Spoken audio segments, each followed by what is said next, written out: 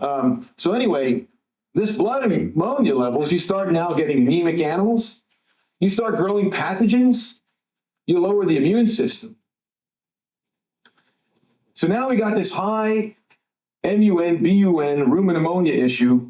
The nutritionist comes along, sees your cows look like crap. You're not milking worth the hoot. You know, you've got poor condition. You're not getting cows bred back. And he says, or his vet says, you got to put some condition on these animals. These cows have got to have some energy. You got an energy deficit in this herd. All right. So what do? He's going to crank up the thermostat, and he's going to recommend that you crank up the cereal. So now we come in with another weird substance called starch. Well, here's something that's interesting. If you can see, this thing says acetic acid over here. Starch, when it ferments in the rumen, produces this thing called D-lactic acid. When you ferment sugars, pectin, cellulose, hemicellulose, you produce acetic acid. What's the difference? What is another word for acetic acid? Anybody hear of vinegar? Anybody ever know of your predecessors or some of the old-time farmers that used to feed cows vinegar? Still do. Still do. That's why you feed cows vinegar, because they make it. A healthy rumen makes vinegar. I'm going to go give you another slide here in a second.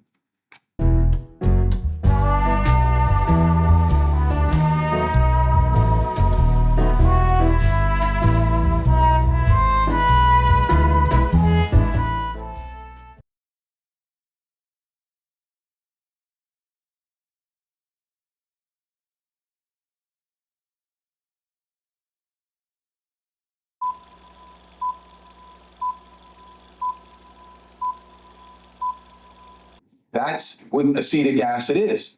And so you get here is another oxymoron. So sort of like the pH of the urine being high, showing acidosis, because you don't have any minerals to buffer, so you're using ammonia.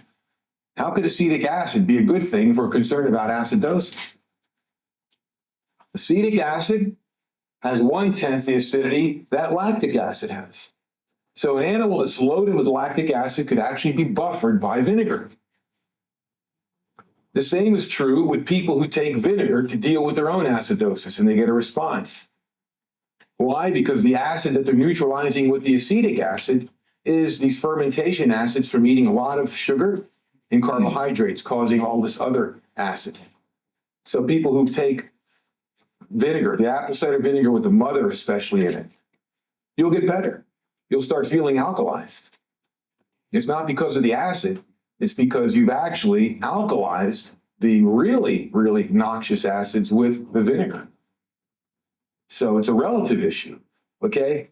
So anyway, now what you see here is the rumen pH, see on the top? Ideal rumen pH, 6.5 to 7. We got this ammonia thing running rampant because we have poor quality forage. And I can tell you this much, unless it's really mature forage, if you've got really high protein forages, chances are they're low in energy. And the converse is usually true. If you have really low energy forages, and I mean energy the way I define it, not necessarily the way the conventional wisdom defines it, you're usually high in NPN. How do you value forage? Pasture or cereal crops, is there a specific time you're sort of talking about maturity of that plant? Maturity of the plant, of the forage, it depends on how you grow it. We'll talk a little bit about that, but I mean, the problem you have growing or harvesting early forages, obviously, is you got high levels of protein and low effective fiber when it's really young and lush. Now, that being said, that's always true with conventionally raised forages. And what we find out is if you let those forages get a little older, if you're doing the right kinds of soil things, you will get the energy, and the protein is a better quality protein. So I'm not so worried about the quantity of the nitrogen. I'm concerned about getting amino acid quality protein, even if it's less, like the dairyman from Washington State. The quality's less, I mean, the quantity is less, the quality is higher, and I've got more pectins in there. And when you start getting that, that gap starts to narrow, come together, where the protein quality and the energy quality start running side by side, Now you're not wasting all that energy to get rid of this stuff. Because what happened here, see, with this farmer in Washington State, what happened there was because this liver and the kidney and all this stuff was working so hard to get rid of all this ammonia, it was consuming energy out of the cow to get rid of the ammonia. That's why the cows came up in milk after he fed them a poor quality forage, because he wasn't poisoning the cows with ammonia, and the animal's detoxification and elimination organs didn't have to consume energy to get rid of that which he paid for twice. It's pretty logical. You know, the cows are they're telling you this stuff. And you can smell the ammonia. You don't need a high-tech laboratory to figure out what the hell's going on with a cow. Look at her, smell it. You go into a barn in Pennsylvania this time of the year, and I can tell the herds that are getting this right and the ones that are feeding conventionally. The ammonia levels are overwhelming. And that's what's going on. And it's not because of ventilation. It's not because of ventilation. Does that refer exactly the same to the hay or the silage of the hay mixes are made? Was that you work on your nose just to say the quality of the hay? Yes. I mean, not to tell everything by your nose, but one of the things you smell, and silage is another good thing. Ensiled hays and forages should have kind of a sweet pickled smell to them. They should not have that butyric acid smell, that really heavy acid smell that when it gets on your clothes, you can't get it off. You know what I'm talking about? That's butyric acid. You don't want that. And you don't want that real vinegary smell either, which is, you don't want acetic acid production in the silages. You want different kinds of acid productions in the silages. And one of the best ways to do that, and as long as we're talking about that, it's so easy to not talk about so many things. There's so much to talk about. So you brought it up and we'll go there right now. When you ensile forages, always remember that you're going to take true proteins and break them down into more of these compounds. That's one of the downsides of making hay into silages, is that you tend to compromise protein quality because the ensilage process, the fermentation process of ensilage, tends to break down these proteins and makes more simpler nitrogen compounds. One of the reasons why I like to throw molasses on haylage, so that I can give the fermentation organisms a lot of sugar to go crazy and cool that thing down really quickly, so that we don't get a lot of heat damage and we don't get a lot of fermentation damage. So we throw molasses on that, not a lot. And what that does is that the molasses gives the microbes that are on the leaf surface, called the phyllosphere, and these are lactic acid organisms that are naturally occurring there, and especially yeast organisms. If you really want to kick up the volume, you could throw milk sugar on there, lactose. Milk sugar is a great thing to throw on silages. That gives you a very fast response because lactose is converted to lactic acid. Now here's that bad word again, lactic acid. Well, you have L-lactic acid and you have D-lactic acid. D-lactic acid is what's going on in the rumen, which is killing the rumen. L-lactic acid is what goes on in fermentation, like when you make sauerkraut and good silage, and also the kind of L-lactic acid that you find in the small intestine to keep your villi healthy. Is this what the inoculants do that we use on the side of The inoculants inoculate. They just basically introduce microbes there, but keep in mind, microbes need food. So I'm more concerned about the microbes are on. I mean, I'm not saying not use inoculants, but to me, it's more critical to provide food for the microbes as opposed to putting microbes on silage that has no food. It's like, isn't it more important to try to create a soil that is conducive to earthworms as opposed to inoculating soil that's not doing very well with earthworms? You don't have to inoculate soil with earthworms. You can speed it up with inoculants. You can. There's some good inoculants out there that still will make an improvement, even in addition to adding the fuel that those microbes want to eat.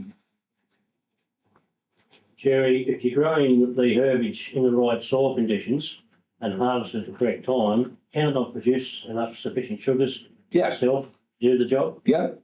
So we're only using band-aids, really, aren't we? Yeah, the molasses, Forages tend to be, obviously compared to grains, which have lots of starch. And that's another thing you can throw on forage. You can throw a little starch, ground up cornmeal. You can throw ground up wheat, flour on the forages, molasses. What you're trying to do is just give the bugs, an opportunity to really grow well quickly, and then get the pH down quickly so that it's cooling off. You don't want to get any heat in that bunker, and you don't want to get any heat in that bag. And it really does work. But you're right. As the soil starts to increase, as the minerals start to come up in the forages, the pectins and the sugars are naturally produced. Now, sometimes the problem you have is if you're making hay and it's really hot, the plant, to protect itself from evaporation, transpiration, stress, will convert more of its carbon to make lignin instead of making sugars and pectins, because it's trying to save itself from dehydration. So you end up getting more lignin produced. And typically that's when you hear the complaints about butterfat tests getting low, is that they'll get into the hay mow. Everybody will complain around the same time because they're all starting to feed third cutting hay, when it was made in early August, or second cutting hay when it was made in July or something like that. And they'll call and say, my butterfat test is crashing. And what's happening is they're getting into hay that was cut when it was really, really hot for a number of days. And when that's really hot, there's more lignin produced. And lignin, of course, is not fermentable. Now, there is one way around the lignin issue, or one help to that, is having adequate levels of sulfur in the forage helps to break down lignin more efficiently in the rumen. There we are. There's another reason why I fertilize with sulfur. See, the knee bone is connected to the shin bone. So anyway, I'm just going to go on this next slide here and see if this, okay, yeah, this is a good slide for you to finish up with. This is the lactic acid curve and the acetic acid curve all in one. You can see that top line? That's acetic acid. That's your vinegar. Okay, here's your pHs, 7, 6.5, 6, 5.5, 5, all right? Look what's going on here. You can see what's going on is that as the pH starts to drop, and what causes the pH to drop? Starch. Starch causes the pH to drop. As the pH starts to drop, the cellulitic flora, which produce acetic acid, start to decrease. As they start to decrease, obviously their byproduct, which is acetic acid, starts to wane. And you can see as you get down to the 5 range, it disappears. Meanwhile, propionic acid starts to climb. And when you get at 6, there's the evil one that shows up that starts killing the rumen, lactic acid. And here's the issue. Professor Richard Zinn at the University of California has said, when you get below 6.5 pH in the rumen, every tenth of a point that you drop below 6.5 in the rumen, you start losing the cellulitic bacteria at the rate of 14% an hour. That's a tremendous statistic. 14% an hour, below 6.5. That's why 6.5 to 7 is your pH range. And that's what you find in the old texts. These animals had healthy rumens. You have a healthy rumen in there, you got longevity in cows. You go to this next range, this next slide is the University of Wisconsin slide. Wait a minute, that's back again. I don't know if that's on there or not. It's not on there. Anyway, there's a slide that I have that shows a 24-hour feeding of a TMR. Not slug feeding, TMR. And it shows every time the cows ate how the pHs of the rumen dropped. Okay, up and down, up and down. Well, I looked on that whole graph for 24 hours. I found that in that TMR ration on that Wisconsin herd, 19 out of the 24 hours, the pH was below 6. There is no way you can keep a herd around for a long period of time with 19 out of 24 hours, the pH below 6. That herd's kaput. There's no way that cow can stand that. So this is what we're trying to emphasize. This is the information coming out of the people that know about this stuff, but the feed industry hasn't accommodated to it because the feed industry is not interested in what? Soils. That's why. The feed industry is not interested in soils, and I ran into this over there at Shepparton. I was talking to one guy who's in this neck of the woods, and his name is Angelo someone. I can't remember his last name. There's more paisans I see over here than I saw anywhere else in Australia. I don't know why that's the case, but anyway, he said he was Dutch. I didn't believe him, but he told me, with a name like Angelo, anyway, his family was born in Holland or some story. Anyway, he has a dairy herd over here, and he said to me, he heard some of this talk. I did an abbreviated version of this over there. And he said, yeah, I think you're right. He said, because some of the herds that I'm working with have got calcium levels. And I'll go into this in a little bit here, showing how the minerals reflect all this. Calcium levels on these forages are down to 0.3 and 0.4%. When we know in order to make energy in a forage, you've got to have calcium levels at 1.5 on up. And when you get 1.5% calcium, you make energy. And when you get sulfur levels where they're supposed to be, you make protein. And when you have trace minerals like boron at 40 parts per million, you make energy. So this is a bunch of bunk that you can't make energy in forages. Is that nobody knows what the soil is supposed to do because nobody even cares about the soil. The feed nutritionist basically starts balancing the ration from the point of where the forage samples show up in front of his computer. And then it's like, well, you can't take bad forage and band-aid it into good forage. You can't do it. You've already lost the window of opportunity to create that kind of an ecosystem, optimized ecosystem arrangement for that cow to produce milk or meat on low feed costs. Okay. Moving on. So is everybody with me on this lactic acid curve? You understand why this has got to be in this range and how it's so hard in conventional agriculture to keep it here? Because if you've got these low energy forages and you want to make milk or you want to produce meat on an animal, the only recourse left is grain. That's it. It's either that or you don't have milk, you don't have meat. So it's sort of like this, horns of the dilemma. So ultimately, if we want to have a rumen pH here, we have to be able to figure out how to produce energy in a forage, and that's a soils issue. So, yeah. Is the Brix test any use at all in testing milk in this sense, or not really relevant to that? Well, not so much. You could use a Brix test to measure solids in milk. I don't use it so much for that. Brix test, a Brix refractometer, for those of you who don't know who that is, it's a device that measures basically total suspended solids, of which sugars are part of that. They use it in the molasses industry, in the honey industry, the antifreeze industry. Anyway, this Brix refractometer, a lot of people use that out in the field, and it is a relative interesting tool. And I'll just go there for a couple minutes because I think a lot of people have some misconceptions about what a refractometer can do for you. Since it is measuring sugar, you'll typically find out that it's a relative, any grass, if you let it go to the end of the day, late in the afternoon before you cut it, you'll find out that your Brix levels, simply because of sunshine creating sugar through photosynthesis, the levels of sugar are high. So now if you take the same grass and measure it that way, you'll find out that the Brix levels are consistently high. Now, University of Idaho did this research in terms of recommending to dairy farmers in Idaho that if you're going to make hay, and this is Holstein herds, and you're going to cut your alfalfa, cut it later in the day, and you can possibly generate 7 pounds milk per cow per day extra merely by increasing the sugar levels in the hay, just by time of cut. Now, that being said, is that what you're measuring is the product of photosynthesis, which is the production of sugar.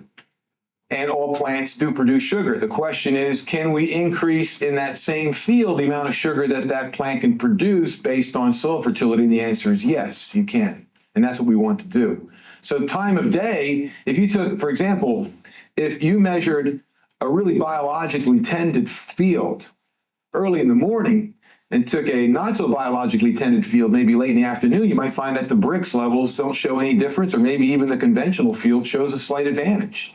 So it's not a real fair comparison. You got to measure the same time of the day, and you got to measure, the same types of, for example, 3 days of rain, for example, 3 days of cloudy weather.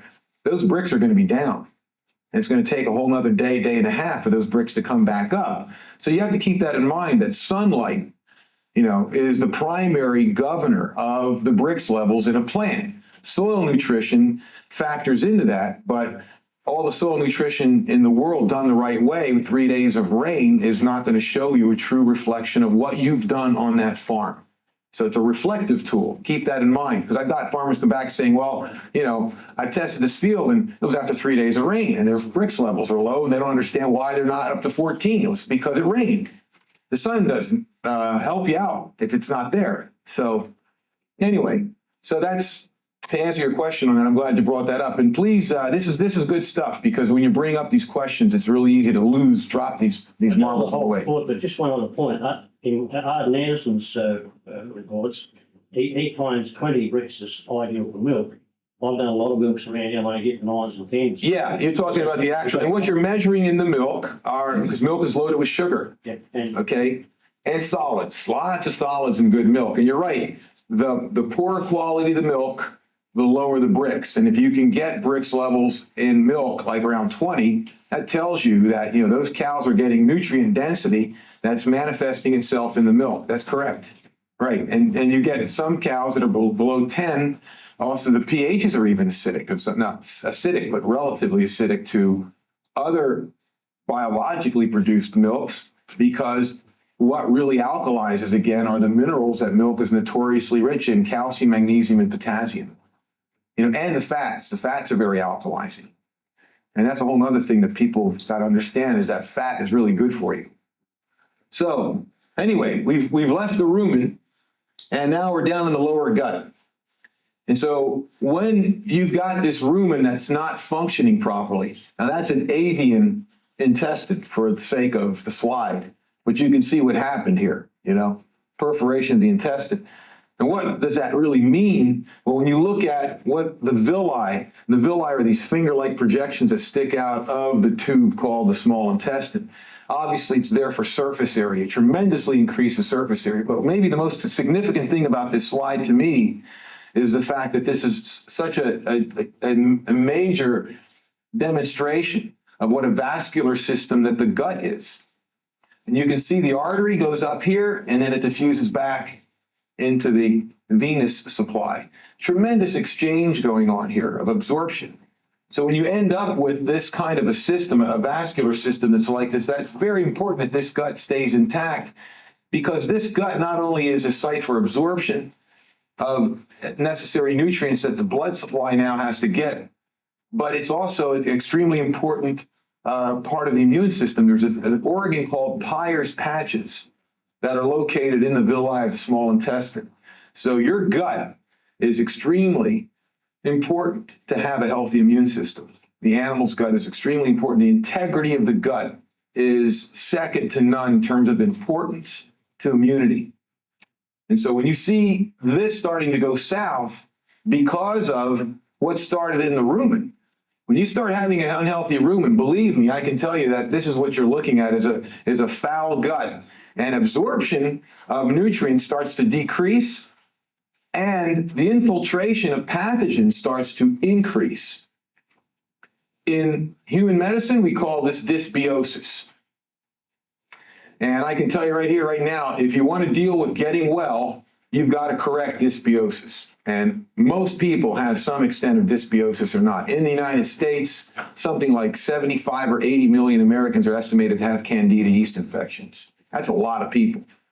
And they grow in the villi quite effectively when the acid-alkaline balance is all out of whack, and then you start feeding the wrong kinds of foods that foster the growth of yeast.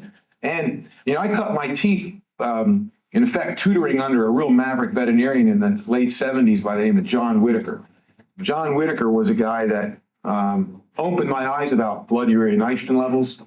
He used to write for Acres USA years ago. He was a feedlot specialist, actually. He learned about all this stuff from dealing with conventional operations in chickens and feedlots, beef feedlots and dairy feedlots. And the things that I learned from John about BUN, acidosis, and the other thing is mycotoxicosis, or mold poisoning. See, that's the other problem with starch. Starches are great substrates for yeast and mold. And that's why we've got so much yeast infection with people, is because we eat so much refined carbohydrate, which is the perfect fuel for these pathogens. And animals have it too. So if you get this acid alkaline gut situation really compromised, then on top of everything else, you get mycotoxins in the silages or in the stored grains. And now you've got these things that are growing amongst the villi, just like mold growing on a plant, and they're feeding off the blood supply of that animal like a parasite. And they're also producing tremendous quantities of mycotoxic compounds, which we call mycotoxins, or specific names are like aflatoxin. That's just for one particular mold called Aspergillus flavus, but there's a lot of other ones, fusariums, and it's a huge, huge problem anymore. It didn't used to be. And we feel the main reason why it's a problem is twofold. The problems in the soils, we've used a lot of biocides.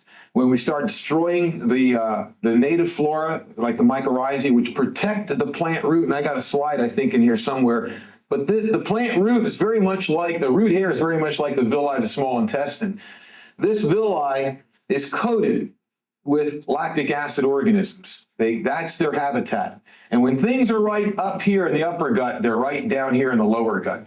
And that villi is coated with these lactic acid organisms, which produce really good antibiotic substances like niacin, which, by the way, the pharmaceutical companies are synthesizing to make for an intramammary infusion.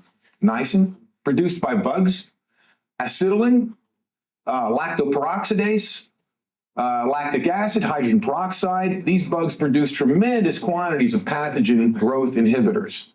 So that's why fermented foods in humans are so important, because it's loaded with all these bugs and all the things that these bugs produce, which not only give you the benefits directly, but they stimulate your indigenous flora or the animal's indigenous flora to keep producing lots more of them. It's a different ecosystem down here than the rumen.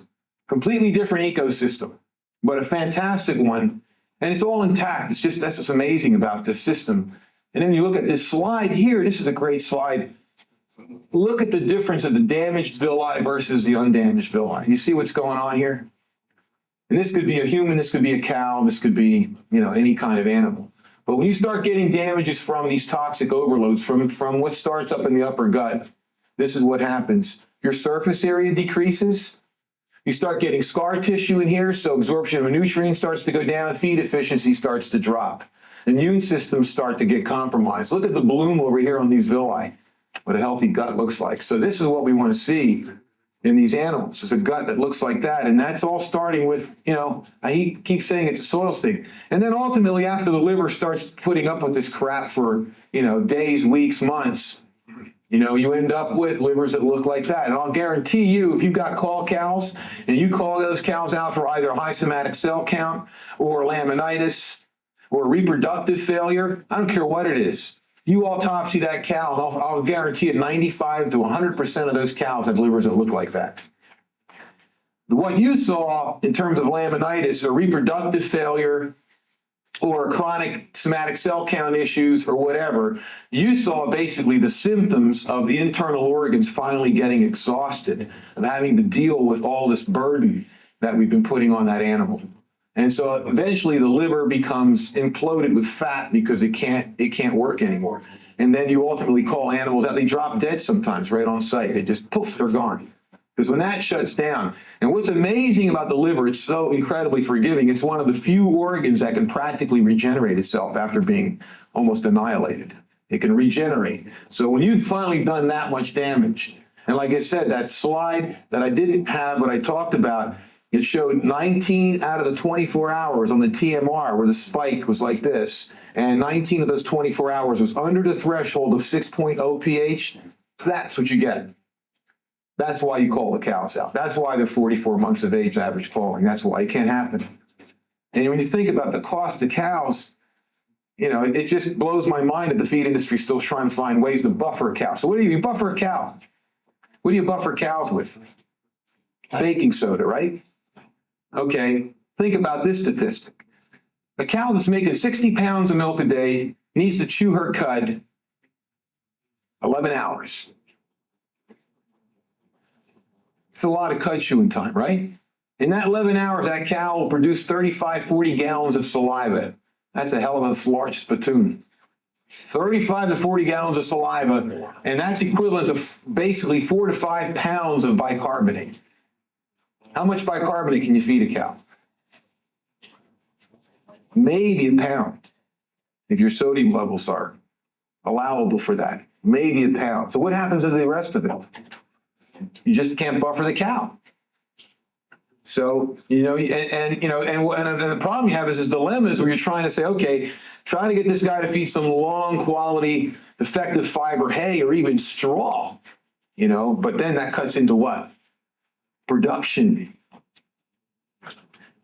How much are heifers going for over here? What do replacement heifers sell for over here? Oh, about $1,200. Anywhere from 900 to 1,400? Yeah, about the same in the States. So I don't understand that economics system. I mean, I don't understand how heifer prices are hanging in there for the last decade around that. They fluctuate like this. Milk prices are like this, cow prices are like this,